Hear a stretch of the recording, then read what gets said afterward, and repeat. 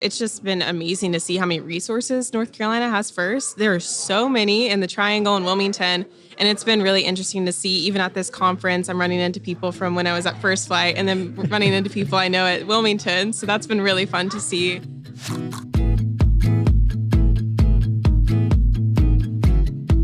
All right. Well, we have Lydia joining us here today on the Life Science Solutions podcast. So Lydia, thanks so much for taking the time. We're here together at CED's Venture Connect right here in downtown Raleigh. Thanks for joining us today. Yeah, happy to be here.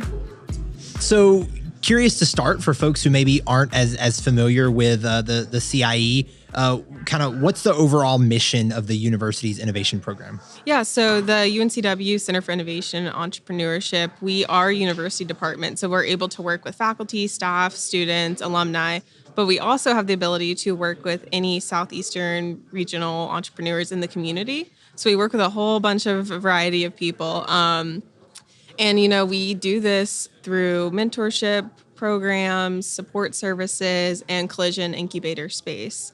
And we usually focus on tech and science companies, but we do have programs to help with a little bit of broader reach. Yeah. Okay. Awesome. I know in your background, you were previously at First Flight Venture Centers here in the park, which folks who are local to North Carolina are certainly going to be familiar with. But maybe for those who are outside of it, really strong local incubator system here. It located in the park, been there for quite a few years in a nice facility down there and with lab space. And now you're at CIE. Do you see a noticeable ecosystem difference in the culture between RTP and, I'm going to say broadly, the Southeast or kind of the Wilmington space, right? There's certainly a city difference, right, in culture. And I've gone down to Wilmington a number of times and to Wrightsville and have been here in the RTP area for a while. So do you see a significant culture difference there? Yeah, a little bit. It's been really interesting to just see and have the unique perspective of first being in the RTP and then coming to Wilmington. And it's just been amazing to see how many resources North Carolina has first. There are so many in the Triangle and Wilmington. And it's been really interesting to see. Even at this conference, I'm running into people from when I was at First Flight and then running into people I know at Wilmington. So that's been really fun to see. As far as the differences, I think that RTP definitely has, they're a lot older. The Wilmington startup ecosystem is probably around 12 to, like the official start of the entrepreneurship ecosystem is probably around 12 to 13 years old.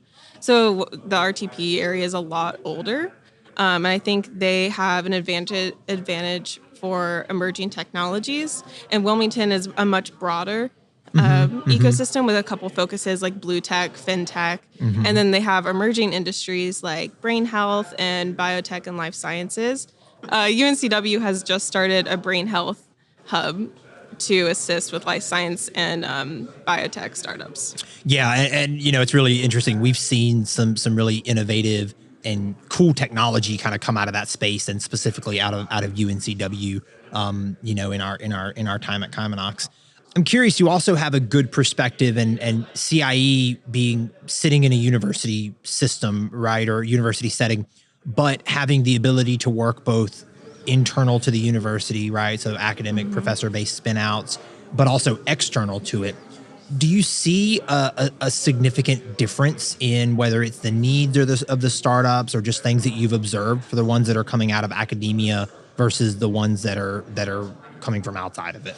Yeah, the people that are within the universities, like faculty and researchers, they may not have the investor venture connections that founders outside of a university may have. And that may just be working with them, figuring out their needs and matching them to investors.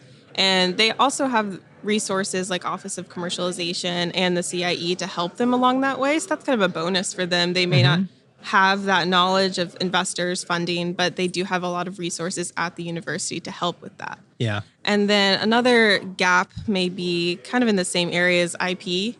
There are sometimes some roadblocks getting IP out of a university, so that may be another big difference as well. And then also just thinking about the partnerships in our ecosystem.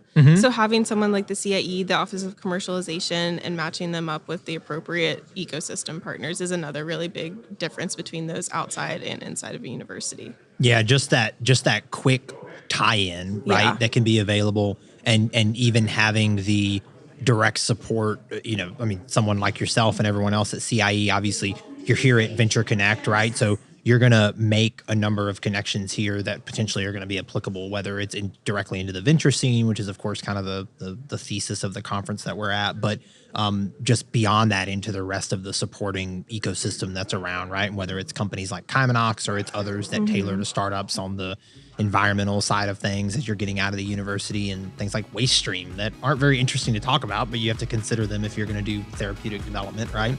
How can folks who are listening or watching or however they're engaging, how can they connect? How can they learn more about what you guys are doing down at CIE? Yeah, so I think the easiest spot is you could find me on LinkedIn, Lydia Thomas, or look at the UNCW CIE website. Yeah, excellent. Well, thanks so much, Lydia. Really, really appreciate the time and good talking with you. You too. Thank you.